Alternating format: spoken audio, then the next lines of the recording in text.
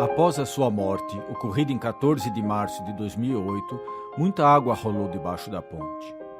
A crise econômica cultural, os países emergentes, a globalização. Bento XVI, antes de deixar o pontificado, afirmou: aqui pode-se tocar com a mão o que é a Igreja. Não uma organização, uma associação para fins religiosos ou humanitários, mas um corpo vivo, uma comunhão de irmãos e irmãs. E o Papa Francisco, pouco depois de eleito, repete: existe uma única Igreja. Nós estamos em casa, em família, entre irmãos e irmãs. A família evocada por Chiara Lubich no seu testamento, ser sempre família. Ela tinha prefigurado um papel privilegiado para essa instituição. Como na família, assim na sociedade. As questões de hoje exigem respostas adequadas, que só podem vir de testemunhas, de profetas que saibam interpretar os sinais dos tempos e mudar o rumo da história. Uma delas é, sem dúvida, Chiara Lubich. Vamos folhear as páginas do álbum da sua vida e da sua família. Ela percorreu o breve século das longas vicissitudes humanas e espirituais. Já na sua família prefigurava-se a sociedade na qual viveria e que ela contribuiria para mudar. Luigi, o pai socialista, e Luídia, a mãe católica fervorosa. As origens da Europa Central, em uma cidade como Trento, ponte entre o norte e o sul da Europa, um irmão mais velho, Dino, comunista e partisano. Afeto, responsabilidade e diálogo eram as características dessa família, que era pobre, aliás, que se tornou pobre. Uma família que cultivava sentimentos antifascistas ao lado de uma fé profunda, provada pela prisão de Dino e a saída de Silvia de casa. Um dia indefinido, vi uma luz. Pareceu-me mais bela do que as outras coisas belas, e a segui. Percebi que era a verdade. Sim, a jovem trentina tinha deixado a família no momento mais crucial da guerra. Seguindo aquela luz, começou uma aventura humana, espiritual e cultural que a jovem de Trento certamente nunca podia ter imaginado. O seu nome de batismo era Silvia, mas decidiu chamar-se Chiara em homenagem à primeira companheira de Francisco, aquela que desejava somente Deus.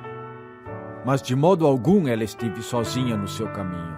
Jovens como ela, e também adultos, famílias, sacerdotes e religiosos, pessoas pobres e não tão pobres, idealistas e trabalhadores, uniram-se rapidamente a ela. E mais tarde, também protestantes e ortodoxos, judeus, muçulmanos, budistas e hindus, gente que duvida da existência de Deus, revolucionários e conservadores. Cada um deles, ao conhecer Chiara, ia sentir-se protagonista no papel que desempenhava, na situação em que vivia. Aquela verdade que Chiara seguiu, e o dia 7 de dezembro de 1943, dia em que ela pronunciou seu sim a Deus, costuma ser considerado o início de sua aventura, ela desejou chamar de ideal. Ideal compartido imediatamente com suas primeiras companheiras, com quem moraria num pequeno apartamento em Trento, na Piazza Cappuccini. O que eu quero dizer agora foi o que aconteceu na nossa vida. Uma mudança radical. Originou-se algo novo. O que é esta novidade? Como onde existe a caridade e o amor, ali está Deus, deve ter acontecido algo.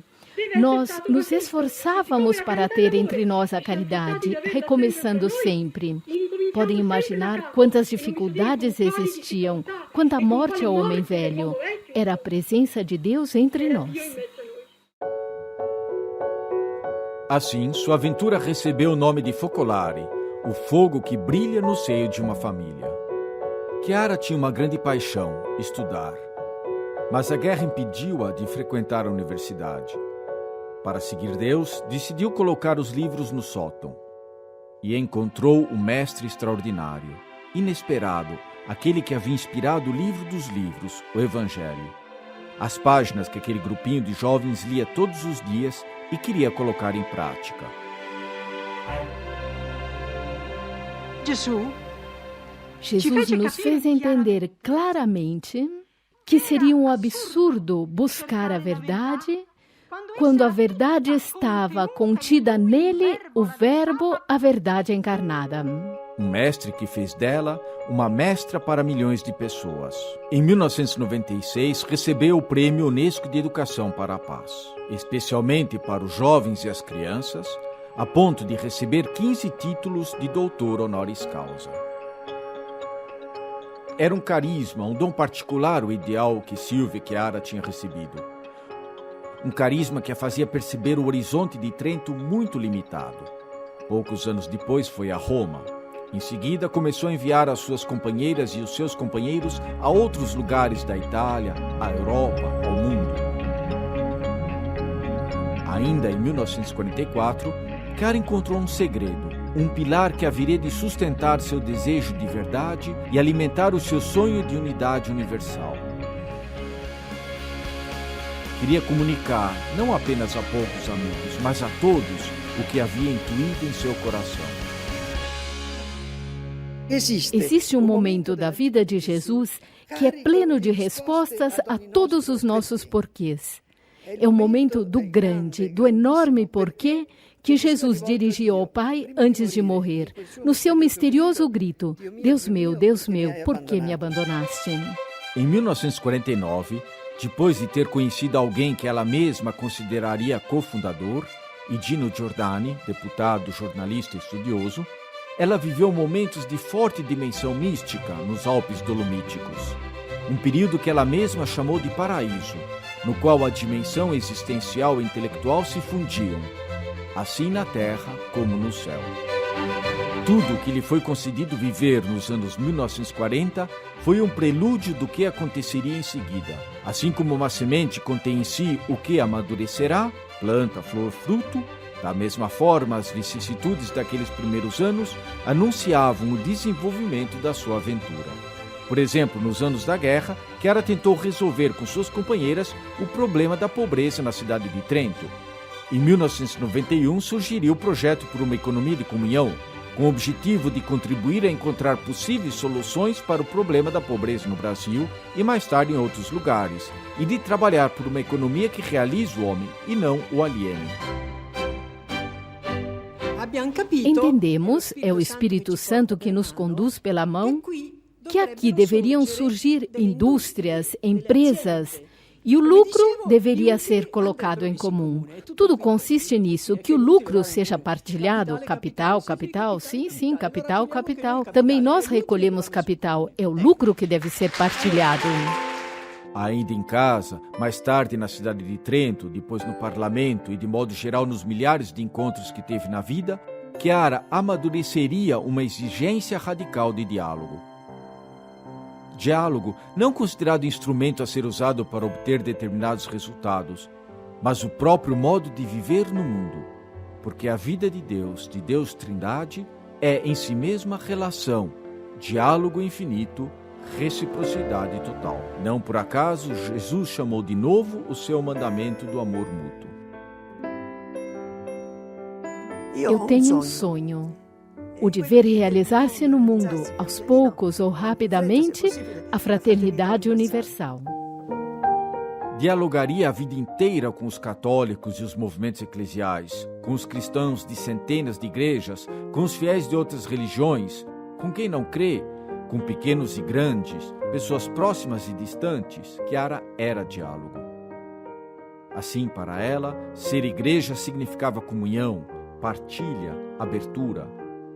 Jamais abandonou essa certeza, nem mesmo quando, nos anos 1950, o Vaticano estudou minuciosamente o novo movimento dos focolares, chegando quase a dissolvê-lo. Falava de igreja-comunhão quando ainda poucos o faziam, e antecipou alguns temas centrais do Concílio Vaticano II. Estreitou relacionamentos ricos e criativos com os papas romanos, mas também com o patriarca Atenágoras e depois com Bartolomeu, com os arcebispos de Cantuária e dirigentes das igrejas protestantes. Em 1966, em Fonten, na República dos Camarões, iniciou uma aventura comum com o povo nativo, que vivia em graves condições de saúde. Começou assim o rico capítulo do diálogo com fiéis de outras religiões e culturas.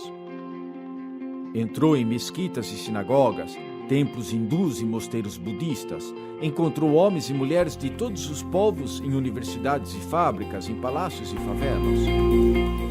No difícil período pós-guerra, trabalhou ativamente para que se evitassem na cidade vinganças e disputas. Falava por toda parte de fraternidade. Amava sua cidade, mas sobretudo o fato de ser cidadã. Não imaginava que receberia, de uma dezena de cidades, o título de cidadã honorária.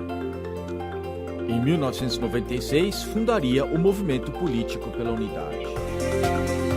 Outra expressão da fraternidade na política é amar a pátria alheia como a própria. A mais alta dignidade para a humanidade seria, de fato, a de não se sentir um aglomerado de povos muitas vezes em luta entre si, mas em virtude do amor mútuo, um único povo, enriquecido pela diversidade de cada um e, por isso, guardião da unidade das diferentes identidades. O seu pensamento, classificado como uma doutrina espiritual, não é uma elaboração formulada numa prancheta, mas o resultado de uma luz que se torna vida e que, por sua vez, enriquece novamente o pensamento. Um pensamento que, desde 1991, é estudado pela Escola Bá. Ela dava orientações preciosas às várias disciplinas, graças a centros de cultura e a dezenas de grupos editoriais presentes no mundo. Uma das últimas assinaturas que Chiara pôs no documento foi para a sua última fundação, a do Instituto Universitário Sofia. Já estava doente e faleceu um mês depois. Quando estiver à tua porta e perguntares o meu nome, não direi o meu nome, direi apenas obrigada, por tudo e para sempre. Este é o meu nome. Chiara não morreu na solidão. Morreu rodeada pelos seus, pela sua família maior, por aqueles que, nas suas últimas horas de vida, passaram ao lado da cabeceira de sua cama. Uma longa fila de centenas de pessoas, crianças e adultos, professores, o frentista, o prefeito, uma mulher muçulmana.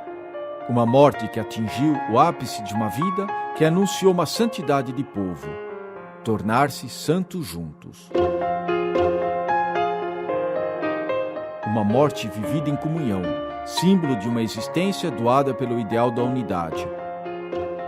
Por um carisma que penetrou na cultura contemporânea e na história, e que continua levando a sua contribuição à sociedade, à igreja, à humanidade.